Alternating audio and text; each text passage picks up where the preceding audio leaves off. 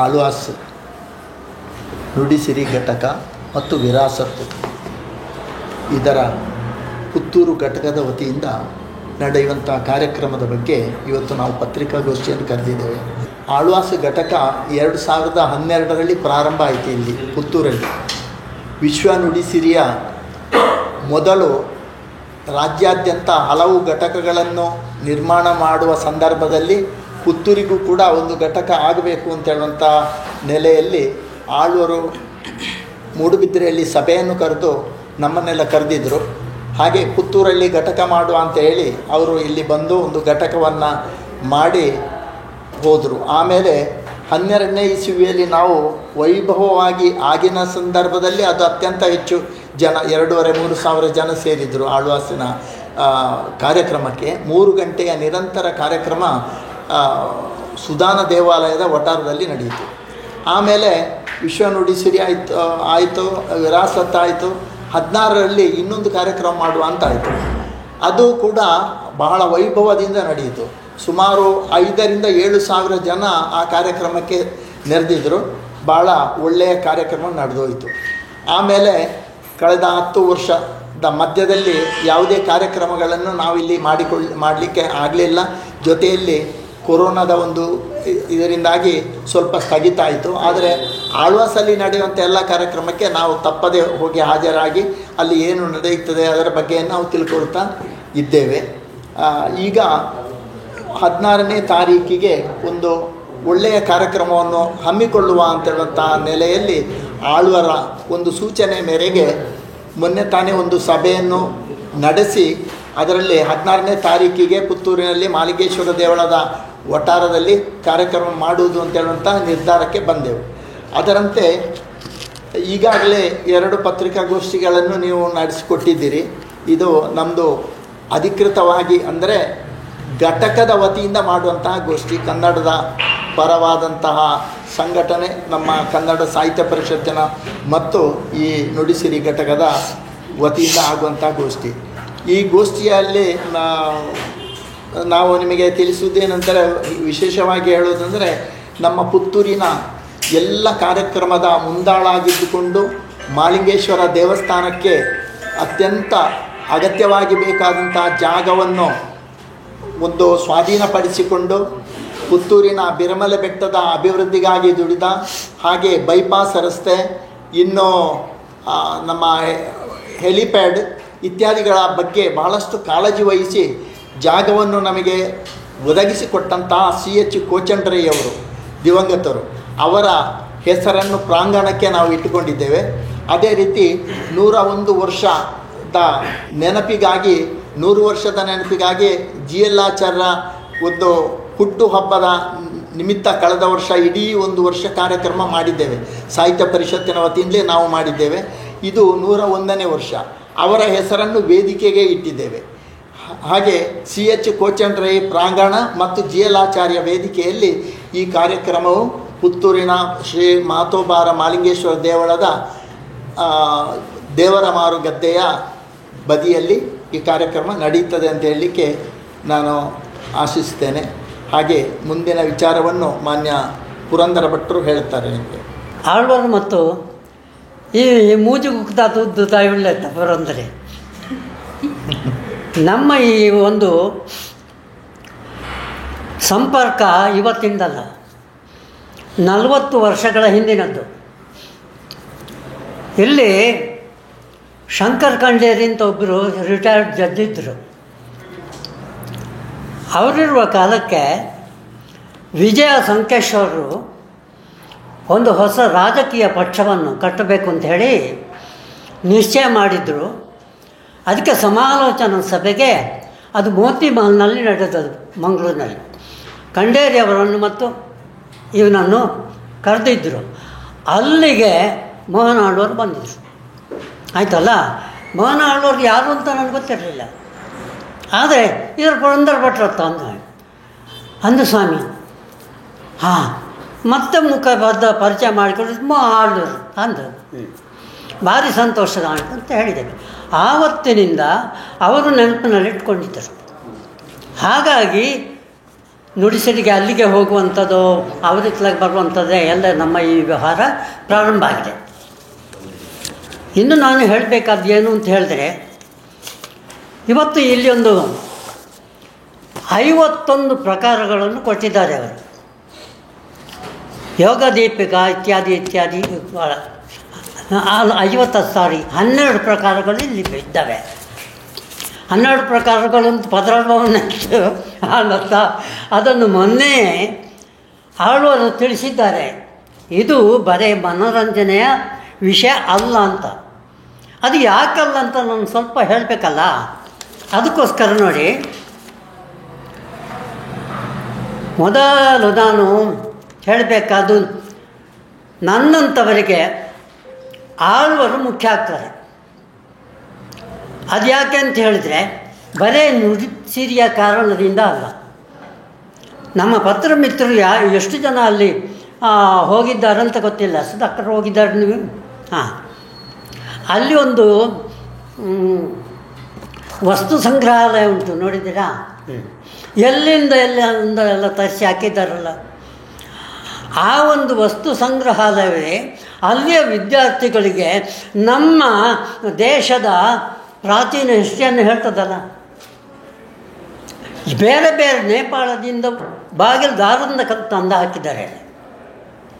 ಅದು ಒಂದೇ ಅಲ್ಲ, ಯಾವ ರೀತಿಯಲ್ಲಿ ನೋಡಿದರೂ ಕೂಡ ಆಳ್ವಾಸ್ ನುಡಿಸಿ, ಆಳ್ವಾಸ್ ಕಾಲೇಜು ಸದಾ ಕಾಲ ಬರೇ ಕರ್ನಾಟಕ ಮಾತ್ರ ಅಲ್ಲ, ಇಡೀ ಹಿಂದೂಸ್ತಾನ ನೆನಪಿನಲ್ಲಿ ಇಟ್ಟುಕೊಳ್ಳಬೇಕಾದಂಥ ಒಂದು ಹೆಸರು. ಯಾಕೆಂತ ಹೇಳಿದ್ರೆ ಅಂಥ ಒಂದು ವ್ಯಕ್ತಿತ್ವವನ್ನು ಅವರು ಬೆಳೆಸಿಕೊಂಡಿದ್ದಾರೆ. ಆದ್ದರಿಂದ ಇಡಿಯಾಗಿ ಈ ನಾಡಿನ ಒಂದು ದೀಪಸ್ತಂಭ, ಮತ್ತೊಂದು ಉಂಟಲ್ಲ ಸರ್ಚ್ ಲೈಟ್ ಅಂತ, ಆ ರೀತಿಯಾಗಿ ನಮಗೆ ಮೋಹನ್ ಆಳ್ವರು ನಮಗೆ ಇಲ್ಲಿ ನಮ್ಮ ಕಂಗೊಳಿಸ್ತಾರೆ ಅವರು. ಆಯ್ತಲ್ಲ. ಇನ್ನು ಎಳೆಯರ ವ್ಯಕ್ತಿತ್ವಕ್ಕೆ ಸೃಜನಾತ್ಮಕವಾದ ಹೊಸ ಆಯಾಮ ಒಂದನ್ನು ಸೃಷ್ಟಿಸಿಕೊಡುವುದು ಕಲಿಕೆಯ ಪ್ರಥಮ ಅವಶ್ಯಕತೆ. ಜೀವನ ಮೌಲ್ಯಗಳನ್ನು ಪ್ರೀತಿಸುವ, ಗೌರವಿಸುವ ಆತ್ಮಾಭಿಮಾನದ ಪ್ರಯಾಣ ಪಥದಲ್ಲಿ ಇದು ಸಂಭವಿಸಬೇಕು. ಪುತ್ತೂರಿಗೆ ಮೂಡಬಿದಿರೆ ಆಳ್ವಾಸ್ನಿಂದ ನುಡಿಸಿರಿ 3ನೇ ಬಾರಿಗೆ ಆಗಮಿಸಿದೆ. ಕಳೆದ 2 ಬಾರಿ ನುಡಿಸಿರಿಯ ಪುತ್ತೂರು ಘಟಕ ಖರ್ಚು ವೆಚ್ಚಗಳನ್ನು ವಹಿಸಿಕೊಂಡು ಸಮಾರಂಭವನ್ನು ನಡೆಸಿಕೊಟ್ಟಿದೆ. ಮೋಹನ್ ಆಳ್ವರಿಗೆ ದೊಡ್ಡ ಹೊರೆ ಉಂಟು. ಆದ್ದರಿಂದ ಅವರಿಗೆ ತೊಂದರೆ ಕೊಡಬಾರ್ದು ಅಂಥೇಳಿ ಊರಿನಲ್ಲೆಲ್ಲ ಹೋಗಿ ನಾವು ಎಷ್ಟು ಸಂಗ್ರಹ ಮಾಡಲಿಕ್ಕೆ ಸಾಧ್ಯ ಉಂಟೋ ಅಷ್ಟು ಸಂಗ್ರಹ ಮಾಡಿ ಪೂರ್ಣವಾಗಿ ಖರ್ಚು ಮಾಡಿದ್ದೇವೆ. ಆಯ್ತಲ್ಲ. ಆಳ್ವರಿಂದ ನಾವೇನು ಅವರು ಆ ಸ್ಟೇಜಿಂದು ಮತ್ತು ಬಂದು ಹೋಗುವಂಥ ಖರ್ಚು ಇದನ್ನು ಮಾತ್ರ ಅವ್ರು ಮಾಡಿದ್ದು. ಆಯ್ತಲ್ಲ. ಈ ಸಲ ನಮಗೆ ಮಾಡಲಿಕ್ಕೆ ಸಾಧ್ಯ ಆಗಲಿಲ್ಲ. ಯಾಕೆ ಅಂತೇಳಿದ್ರೆ ಬರೀ 12 ದಿವಸದಲ್ಲಿ ನಾವು ಹೇಳಿದ್ವು ಅದು ಸಾಧ್ಯ ಆಗೋದಿಲ್ಲ ಅಂಥೇಳಿ. ಅದಕ್ಕೆ ಆಳ್ವರು ಅದು ನಿಶ್ಚಯ ಮಾಡಿ ಆಗಿದೆ ಅಂತ ಹೇಳುವ ಅದಕ್ಕೋಸ್ಕರ ಅವರು ಮುಂದುವರಿಸಿದರು. ಈಗಲೂ ಕೂಡ ನಮ್ಮಲ್ಲಿ ಎಷ್ಟು ಹಣ ಸಂಗ್ರಹ ಆಗ್ತದೆ ಅದನ್ನು ಅವರಿಗೆ ನಾವು ಕೊಡುವಂಥವರಿದ್ದೇವೆ. ಈ ಸಲದ ಕಲಾ ವಿಲಾಸದಲ್ಲಿ 12 ಪ್ರಕಾರಗಳ ಸಂತುಲಿತ ಸಂಯೋಜನೆಯ ಗುಚ್ಛವೊಂದು ನಮ್ಮ ಮುಂದಿದೆ. ಆಯ್ತದ. ಅದರಲ್ಲಿ ಪಾರಮಾರ್ಥಿಕ ಮತ್ತು ಲೌಕಿಕ ತಾತ್ವಿಕತೆಯ ಕಥೆಯನ್ನು ಗುರುತಿಸಿಕೊಳ್ಳಬಹುದಾಗಿದೆ. ದೃಷ್ಟಾಂತಕ್ಕೆ ಯೋಗದೀಪಿಕಾ ಅಷ್ಟಲಕ್ಷ್ಮೀ ನೃತ್ಯ. ಇದು ದೇವರಿಗೆ ಅಧ್ಯಾತ್ಮಕ್ಕೆ ಸಂಬಂಧಪಟ್ಟಂಥ ವಿಷಯ ಆಗಿದೆ. ಆಯ್ತಲ್ಲ. ಆಧ್ಯಾತ್ಮಿಕವಾಗಿ ಬೇರೆ ಬೇರೆ ರೀತಿಯ ಮೌಲ್ಯಾರ್ಥಗಳು ಬೇರೆ ಇದ್ದಾವೆ. ಅದನ್ನು ನಾನು ಇಲ್ಲಿ ವಿಸ್ತರಿಸಲಿಕ್ಕೆ ಹೋಗುವುದಿಲ್ಲ. ಲಕ್ಷ್ಮಿ ಅಂತ ಹೇಳಿದ್ರೆ ಏನು, ಅವಳ ಕೆಲಸ ಏನು, ಅವಳು ಎಲ್ಲಿದ್ದಳು, ಯಾಕಾಗಿ ಬಂದಳು ಮುಸ್ಮರಣ ಅಂತ, ಇದೆಲ್ಲ ತುಂಬ ದೊಡ್ಡ ಕಥೆ ಇದೆ ನೋಡಿ. ಅದೆಲ್ಲವನ್ನು ತಿಳಿದವರು ಮೋಹನ ಆಳ್ವಾದು. ಆದ್ದರಿಂದ ಈ ಒಂದು ಐಟಮನ್ನು ಸೇರಿಸಿದ್ದಾರೆ. ಯೋಗ ದೀಪಿಕಾ ಅದು ಕೂಡ ಯಾವುದೇ ಆಧ್ಯಾತ್ಮಿಕ ಸಾಧನೆಯನ್ನು ನಾವು ಮಾಡಬೇಕಿದ್ರೆ ಯೋಗಾಭ್ಯಾಸ ಬೇಕು ಅಂತುಂಟು. ಆಯ್ತಲ್ಲ. ಪ್ರಾಣಾಯಾಮ ಮಾಡಬೇಕು ಅಂತ ಇದೆ. ಆದ್ದರಿಂದ ಅದನ್ನು ಅವರು ಸೇರಿಸಿಕೊಳ್ಳಿದ್ದಾರೆ. ಯಾಕೆ ಅಂತ ಹೇಳಿದ್ರೆ ಲೌಕಿಕಕ್ಕೆ ಆಧ್ಯಾತ್ಮಿಕ ಪಾರಮಾರ್ಥಿಕ ಸ್ಪರ್ಶವನ್ನು ಮೋಹನ್ ಆಳ್ವರು ಕೊಟ್ಟಿದ್ದಾರೆ. ಆ ಒಂದು ಆ ರೀತಿಯಲ್ಲಿ ನಮಗೆ ಆ ಕಲಾ ಪ್ರಕಾರವನ್ನು ನೋಡುವ ಭಾಗ್ಯ ಪುತ್ತೂರಿನವರಿಗೆ ಇವತ್ತು ಸಿಕ್ಕಿದೆ. ಇನ್ನು ದೃಷ್ಟಾಂತಕ್ಕೆ ಯೋಗ ದೀಪಿಕ ಮತ್ತು ಅಷ್ಟಲಕ್ಷ್ಮಿ ಕೃತ್ಯ ಹಾಗೂ ಡೊಳ್ಳು ಕುಣಿತ, ಅದು ಜಾನಪದಕ್ಕೆ ಸಂಬಂಧಿಸಿದಂಥ ಕಲಾ ಪ್ರಕಾರ. ಹಾಗೆ ಈ ಬೊಂಬೆ ವಿನೋದ್ ನಾವಾಳಿಗಳು, ಅದು ಪೂರ್ಣವಾಗಿ ಲೌಕಿಕವಾದ ಸಂತೋಷವನ್ನು ಕೊಡುವಂಥ ಐಟಮ್ಗಳೆಲ್ಲ ಆಗಿದ್ದಾವೆ. ಅದು ಎಲ್ಲವನ್ನು ಅಷ್ಟು ಚೆನ್ನಾಗಿ ಇವರು ಪ್ರದರ್ಶನ ಮಾಡಲಿಕ್ಕೆ 3 ಗಂಟೆಯಲ್ಲಿದ್ದಾರೆ. ಹಿಂದಿನ ಸಹ ಶ್ಯಾಡೋ ಪ್ಲೇ ಇತ್ಯಾದಿಗಳೆಲ್ಲ ಇದ್ದು ಅದ್ಭುತವಾದ, ಯಾರೂ ಅದನ್ನು ನೋಡಿದವರು ಖಂಡಿತವಾಗಿ ಈ ಸಲ ಬರದೆ ನಿಲ್ಲುವುದಿಲ್ಲ. ಆ ರೀತಿಯ ಒಂದು ಪ್ರದರ್ಶನವನ್ನು ನಮ್ಮ ಜನ್ಮದಲ್ಲಿ ನಾವು ನೋಡಲಿಲ್ಲ ಅಂಥದ್ದನ್ನು ನಾನು ನುಡಿಸಿದ್ದೇನೆ, ಅಲ್ಲಿಯೂ ನೋಡಿದ್ದೇನೆ, ಇಲ್ಲಿಯೂ ನೋಡಿದ್ದೇನೆ, ಎಲ್ಲ ಅನುಭವ. ಆದ್ದರಿಂದ ನನಗೆ ಅದರಿಂದ ಹೊರಗೆ ಹೋಗಲಿಕ್ಕೆ ಆಗೋದಿಲ್ಲ. ಈಗ ಈ ವಯಸ್ಸಿನಲ್ಲಿ ಒಪ್ಪಿಕೊಳ್ಳೋದು ಯಾಕೆ ಅಂತ ಹೇಳಿದ್ರೆ ಅದಕ್ಕೆ ಬೇರೆ ಜನ ಇಲ್ಲ ಅಂತ ಅಲ್ಲ, ಪುತ್ತೂರಿನಲ್ಲಿ ಇರ್ಬೋದು, ತುಂಬ ಜನ ಇರ್ಬೋದು. ಆದ್ದರಿಂದ ನನ್ನ ಈ ವಯಸ್ಸುಂಟಲ್ಲ, ಹೀಗೆ ಸಾರ್ಥಕ ಆಗಿಬಿಟ್ಟು ಬದುಕಿನ ಇರುವವರೆಗೆ ಸುಮ್ಮನೆ ಕೂತ್ಕೊಳ್ಳಲಿಕ್ಕೆ ಆಗೋದಿಲ್ಲ. ಬಗ್ಗೆ ಅದು ನಿದ್ದೆ ಬರೋದಿಲ್ಲ, ಆಯ್ತಲ್ಲ. ಅದಕ್ಕೋಸ್ಕರ ನಾವು ಇಟ್ಟುಕೊಂಡು ಇಂಥ ಕಾರ್ಯಕ್ರಮವನ್ನು ಹಮ್ಮಿಕೊಂಡಿದ್ದೇವೆ. ಇನ್ನೊಂದು ಏನು ಅಂತ ಹೇಳಿದ್ರೆ, ಇತರ ದೇಶಗಳು ಯಾವುವೂ ಸ್ಪರ್ಧಿಸಲಾರದ ಫ್ಯಾಂಟಸಿಯ ಲೋಕವನ್ನೇ ಸೃಷ್ಟಿಸುವ ಇಬ್ಬಗೆಯ ಯಕ್ಷಗಾನವನ್ನು ನಮಗೆ ಕೊಟ್ಟಿದ್ದಾರೆ. ನಮಗೆ ತಿಳಿದ ಮಟ್ಟಿಗೆ ಯಕ್ಷಗಾನ ಅಂತ ಒಂದು ಅಂತಹ ಕಲಾ ಪ್ರಕಾರ ಇಡೀ ಜಗತ್ತಿನಲ್ಲಿ ಬೇರೆ ಎಲ್ಲಿಯೂ ಇಲ್ಲ. ಸಣ್ಣ ಮಕ್ಕಳಿಂದ ಫ್ಯಾಂಟಸಿ ಅದರಲ್ಲಿದೆ, ಭ್ರಮಾತ್ಮಕವಾದ ಲೋಕವನ್ನು ಅದು ಸೃಷ್ಟಿಸುತ್ತದೆ. ಅದರಲ್ಲಿ 2 ರೀತಿ, ದಕ್ಷಿಣ ಮತ್ತು ಉತ್ತರ ದಿಟ್ಟನ್ನು ಅದನ್ನು ಎರಡನ್ನೂ ಜೋಡಿಸಿ ಕೊಟ್ಟಿದ್ದಾರೆ. ಅದು ಏನು ಅಂತ ಹೇಳಿದ್ರೆ ಜಾನಪದೀಯವಾಗಿ ಉಂಟು. ಹಿಂದೆ ಜಾನಪದದ ರೂಪದಲ್ಲಿಯೇ ಇದಿತ್ತು, ಆಮೇಲೆ ಮಾರ್ತದ ರೂಪಕ್ಕೆ ಅದು ಬಂದದ್ದು ಯಕ್ಷಗಾನ. ಅದನ್ನು ಕೂಡ ನಮಗೆ ಜೋಡಿಸಿ ಕೊಟ್ಟಿದ್ದಾರೆ. ಪುತ್ತೂರಿನ ಮಹಾಜನತೆಗೆ ಒಂದು ಬಂದೊದಗಿದಂತಹ ಒಂದು ಭಾಗ್ಯ ಅಂತ ಹೇಳ್ಬೋದು. ನಾವು ಅನೇಕ ಸಲ ಪತ್ರಿಕೆಯಲ್ಲೆಲ್ಲ ನೋಡ್ತೇವೆ, ದೃಶ್ಯ ಮಾಧ್ಯಮದಲ್ಲಿ ನೋಡ್ತಾ ಇರ್ತೇವೆ. ಆಳ್ವಾಸ್ ನುಡಿಸಿರಿ ಕಾರ್ಯಕ್ರಮ ಅಥವಾ ವಿರಾಸತ್ ಉಡುಬಿದ್ರೆಯಲ್ಲಿ ನಡೀತಾ ಇರ್ತದೆ. ಅತ್ಯಂತ ವಿಜೃಂಭಣೆಯಲ್ಲಿ ಸಾವಿರಾರು ಜನ ಬರ್ತಾರೆ. ಆದರೆ ಪುತ್ತೂರಿನವರಿಗೆ ಎಲ್ಲರಿಗೂ ಹೋಗಲಿಕ್ಕೆ ಸಾಧ್ಯ ಆಗ್ತಾ ಇಲ್ಲ. ಆದ್ದರಿಂದ ಬಹು ನಿರೀಕ್ಷಿತ ಅನೇಕರಿಗೆ ಪುತ್ತೂರಿನ ಕಲಾಭಿಮಾನಿಗಳಿಗೆ ಈ ಆಳ್ವಾಸ್ ನುಡಿಸಿರಿ ಅಥವಾ ಈ ಆಳ್ವಾಸ್ ಸಾಂಸ್ಕೃತಿಕ ವೈಭವ ನೋಡಬೇಕಂತ ಹೇಳುವಂಥ ಆಶಯ ಅಥವಾ ಅಪೇಕ್ಷೆ ಇತ್ತು. ಅದನ್ನೆಲ್ಲ ಇವತ್ತು ನಮ್ಮ ಡಾಕ್ಟರ್ ಮೋಹನ್ ಆಳ್ವ ಅವರು ಶಿಕ್ಷಣ ಹಾಗೂ ಸಾಂಸ್ಕೃತಿಕ ರಾಯಭಾರಿ ಅಂತಲೇ ಹೇಳ್ಬೋದು ಅವರು ಇಲ್ಲಿ ಇದೇ 16ನೇ ತಾರೀಕಿಗೆ ಆಳ್ವಾಸ್ ಸಾಂಸ್ಕೃತಿಕ ವೈಭವ ಕಾರ್ಯಕ್ರಮ ಮಾಡಲಿಕ್ಕೆ ಆಶಯವನ್ನು ವ್ಯಕ್ತಪಡಿಸಿ ಕಾರ್ಯಕ್ರಮ ನಡೀತಾ ಇದೆ. ಅದರಿಂದಾಗಿ ಪುತ್ತೂರಿನ ಹೆಚ್ಚಿನ ಸಂಖ್ಯೆಯಲ್ಲಿ ಈ ಕಾರ್ಯಕ್ರಮಕ್ಕೆ ಬಂದು ಕಾರ್ಯಕ್ರಮವನ್ನು ಯಶಸ್ವಿಗೊಳಿಸಬೇಕಾದದ್ದು ನಮ್ಮೆಲ್ಲರ ಕರ್ತವ್ಯ. ಪುತ್ತೂರಿನ ನೆಚ್ಚಿನ ಶಾಸಕರಾಗಿರುವಂಥ ಶ್ರೀಯುತ ಅಶೋಕ್ ಕುಮಾರ್ ರೈ ಅವರ ಅಧ್ಯಕ್ಷತೆಯಲ್ಲಿ ಹಾಗೂ ಆಳ್ವಾಸ್ ನುಡಿಸಿರಿ ವಿರಾಸತ್ ಪುತ್ತೂರು ಘಟಕದ ನೇತೃತ್ವದಲ್ಲಿ ನಡೆಯುವಂಥ ಈ ಕಾರ್ಯಕ್ರಮ, ಇದರಲ್ಲಿ ಈಗಾಗಲೇ ಹಿರಿಯರಾದ ಪುರಂದರ ಭಟ್ ಹೇಳಿದಾಗೆ ಇದರಲ್ಲಿ 12 ಕಲಾ ಪ್ರಕಾರಗಳಿವೆ. ಒಟ್ಟಾರೆ ಹೇಳೋದಿದ್ರೆ ಭಾರತ ದರ್ಶನ ಅಂತಲೇ ಹೇಳ್ಬೋದು. ಬೇರೆ ಬೇರೆ ರಾಜ್ಯದ ಬೇರೆ ಬೇರೆ ಸಾಂಸ್ಕೃತಿಕ ವೈಭವವನ್ನು ಇದರಲ್ಲಿ ಮೇಳೈಸಿದ್ದಾರೆ. ಇದನ್ನೆಲ್ಲ ನೋಡಿ ಆನಂದಿಸುವಂಥ ಸೌಭಾಗ್ಯ ಪುತ್ತೂರಿನ ಹಾಗೂ ಹತ್ತೂರಿನ ಮಹಾಜನತೆಯದು. ಅದರಿಂದಾಗಿ ಈ ಒಂದು ಕಾರ್ಯಕ್ರಮವನ್ನು ಹಮ್ಮಿಕೊಳ್ಳಲಿಕ್ಕೆ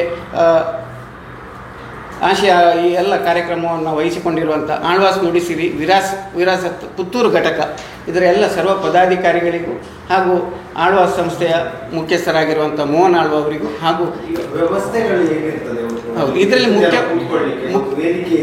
ಮುಖ್ಯವಾಗಿ ರಾಜಗಾಂಭೀರ್ಯದ ಸಭಾಂಗಣ, ಇದು ವೇದಿಕೆ ಇದೆ.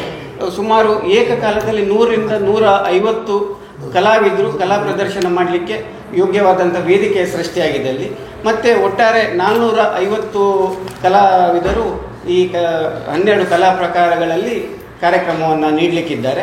ಮತ್ತು ಸುಮಾರು 10,000 ಕಲಾ ಪ್ರೇಕ್ಷಕರಿಗೆ ಕೂತ್ಕೊಳ್ಳುವಂಥ ಆಸನದ ವ್ಯವಸ್ಥೆಯನ್ನು ಕೂಡ ಮಾಡಲಾಗಿದೆ. ಮತ್ತು ವಿಶಾಲವಾದಂಥ ದೇವಸ್ಥಾನದ ಗದ್ದೆಯಲ್ಲಿ ವಾಹನ ಪಾರ್ಕಿಂಗ್ ವ್ಯವಸ್ಥೆಗಳು ಕೂಡ ಇದೆ. ಮತ್ತು ಬಂದವರಿಗೆ ಸುತ್ತಮುತ್ತ ಹೆಚ್ಚುವರಿ ಜನ ಬಂದರೆ ದಟ್ಟಣೆ ಆಗದಂತೆ LED ವ್ಯವಸ್ಥೆಗಳನ್ನು ಕೂಡ ಮಾಡಲಾಗಿದೆ.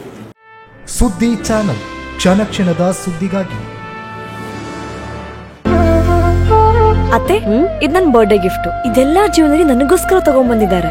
ನಿನ್ ಮೇಲೆ ತುಂಬಾ ಚೆನ್ನಾಗಿ ಕಾಣುತ್ತೆ. ಇದು ತುಂಬಾ ಚೆನ್ನಾಗಿದೆ ಅಲ್ವಾ? ತುಂಬಾ ಚೆನ್ನಾಗಿದೆ.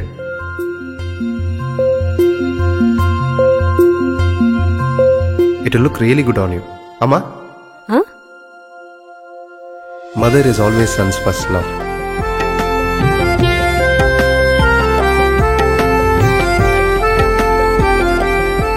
ಪ್ರತಿ ಪೀಳಿಗೆಯ ಪ್ರೀತಿಯ ಮಳಿಗೆ GL ಆಚಾರ್ಯ ಜುವೆಲ್ಲರ್ಸ್.